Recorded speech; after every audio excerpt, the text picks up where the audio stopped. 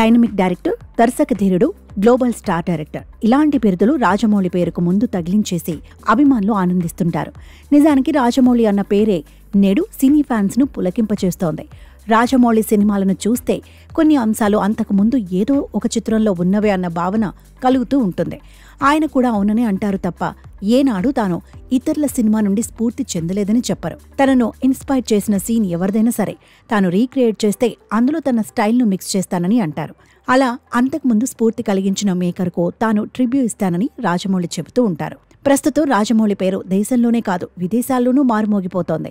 ఈ నేపథ్యంలో ఆయన దర్శకత్వంలో మహేష్ బాబు నటించబోయే సినిమాపై అందరిలోనూ ఆసక్తి నెలకొంది. ఆ సినిమా ఎక్కడ షూటింగ్ జరుపుకుంటుంది, ఎవరెవరు నటిస్తున్నారు, ఎలా తెరకెక్కుతోంది, ఎప్పుడు రిలీజ్ అవుతుంది అన్న అంశాలు అభిమానుల మదిలో చిందులు వేస్తున్నాయి.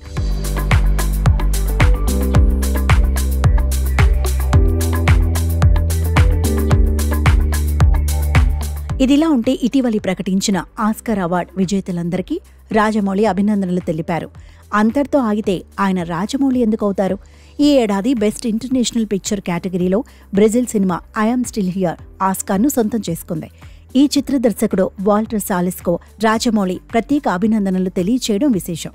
ఎందుకంటే ఇప్పటిదాకా బ్రెజిల్ దేశానికి ఒక్క ఆస్కార్ అవార్డు కూడా దక్కలేదు. అలాంటిది వాల్టర్ తెరకెక్కించిన I'm still here cinema academy అవార్డ్స్లో బెస్ట్ ఇంటర్నేషనల్ పిక్చర్గా ఎన్నికవడం బ్రెజిల్ దేశవాసులకు ఓ పండుగలా మారింది. దాంతో ఐఎమ్ స్టిల్ హియర్ సినిమాకు సంబంధించిన అంశాలతో ఓ మ్యూజియంను కూడా ఏర్పాటు చేస్తున్నారు. బ్రెజిల్ దేశవాసుల ఆనందం చూసి అందరూ అభినందిస్తున్నారు. ఈ నేపథ్యంలోనే రాజమౌళి కూడా వాల్టర్ సాలిస్ను అభినందించారు అనుకుంటే పొరపాటే.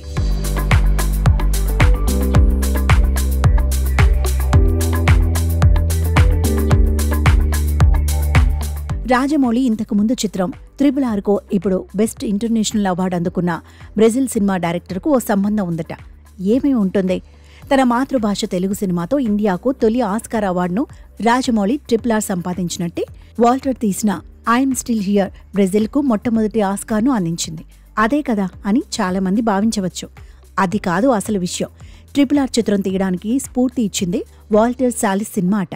అవును, 2004లో వాల్టర్ సాలిస్ తెరకెక్కించిన ద మోటార్ సైకిల్ డైరీస్ సినిమాను చూసి ప్రపంచవ్యాప్తంగా ఎందరో సినీ ఫ్యాన్స్ ఆనందించారు. ఆ సినిమా ప్రేరణతోనే క్రిష్ తన తొలి చిత్రం గమ్యం రూపొందించి సక్సెస్ సాధించాడు. రాజమౌళికి కూడా the motor cycle diaries cinema ఎంతగానో నచ్చింది. ఆ సినిమాను ప్రఖ్యాత పోరాట యోధుడు చెగువేరా జీవితంలోని అంశాలతో వాల్టర్ తెరకెక్కించారు. ఆ సినిమా చూశాక రాజమౌళికి కూడా మన దేశానికి చెందిన అమరవీరుల గాథతో ఇద్దరు మిత్రుల నేపథ్యంతో సినిమా తీయాలన్న ఆలోచన కలిగింది. ఆ ఆలోచన నుండి వెలుగు చూసింది RRR సినిమా. అందువల్లే తనకు స్ఫూర్తినిచ్చిన దర్శకుడు వాల్టర్ సాలిస్ సినిమాకు ఆస్కార్ రాగానే రాజమౌళి మరింతగా ఆనందిస్తున్నారు.